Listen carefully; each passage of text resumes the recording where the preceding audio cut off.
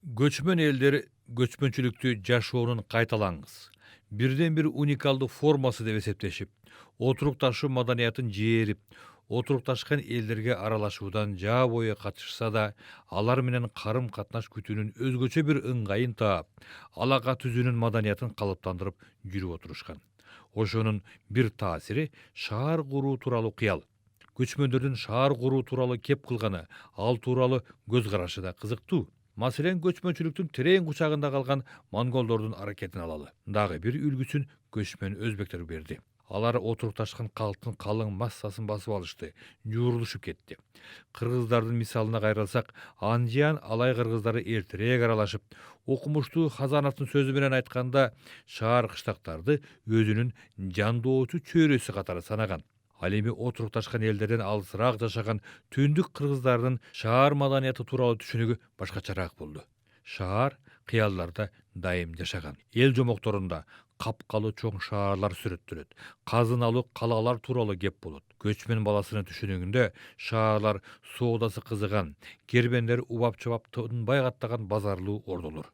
Көчмөндөр ошол шаарларды, ал жакка каттаган кербендерди талап тоноону өнөр да көрүшкөн. Жакшы көргөн балаңа базар көрсөтпө деген эрежени тутунганы менен шаарларды, ал жакка каттаган кербендерди карактоо көчмөнчүлүк кулк мүнөзгө ылайык салт саналган. Бир эки мисалын тарта кетели. 16-кылымдын башында кыргыз урууларынын кол башчысы Мухаммед Кыргыз Түркистан, Сайрам калаларына талоончул жүрүштөрдү уюштуруп турган экен. Берегирээк келсек, 19-кылымдын башында Кашкар Турпанга каттаган кербендерди карактоо көкөйүнө тийген экен. Орус бийликтери Ысык көл кыргыздары менен ымалага киргенде, кербендерди карактоону токтотуу тууралуу шарт ийине жибине чейин макулдашылган.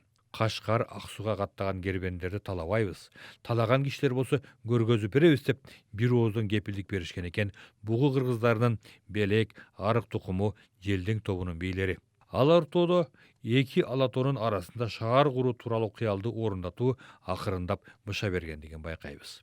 Биздин hem элларыбыз ушундак шахыр болсо, башкача айтканда биздин да элдерибиз ушундай шаар болсо деп айтылат. Бугу кыргыздарынын бийлери 1820-жылдары Оруска жолдогон каттардын биринде 1844-жылы Боронбай Бекмурат уулунун Сибир бийликтерине багыштаган үзүктөй катында жерибизге шаар тургузуп берсеңер деген өтүнүч айтылат. Айтылуу Калыгулбай уулу азыркы балыкчы шаарынын ордуна көз чаптырып, ушул жерге калдайган шаар турат деп айтканы уламыштар аркылуу бизге жетти. Октябрь революциясынан кийин кыргыздар туташ отурукташып, илгертен келаткан мусулман жана оторчулук дооруна негизделген айыл кыштактарына, шаарларына массалык түрдө киргени менен нукура кыргызча шаар куруу кыял жашай бергендигин көрөбүз.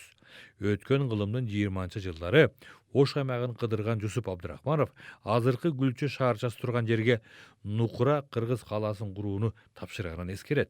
Гүлчө шаарчасы Жусуп Абдрахманов кыялдангандай нукура кыргыз шаарчасына айландыбы, жокпу билбейбиз. Бирок Кыргызстандагы калаалардын архитектурасынан, жайгашуусунан кыргыздын өзгөчөлүгү көрүнсө деген кыял тилек кийинки муундун учурунда деле актуалдуулугун жоготпоптур. Анын мисалын Чыңгыз Айтматовдун жазгандарынан, Турдакын Усубалиевдин, Султан Ибраимовдун жана башкалардын ишмердигинен табабыз. Эгемен заманда Бишкек шаары өз жүзүн жоготуп, килейген кыштакка айлангандыгын кеп кылып калышат.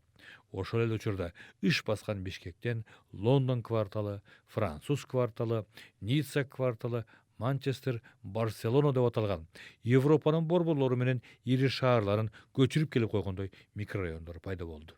Ошентип бар болгону 100 жыл илгери көчмөн жүргөн кыргыз баласынын шаар куруу тууралуу учкул кыялы кызыктуу формада орундалып жатат.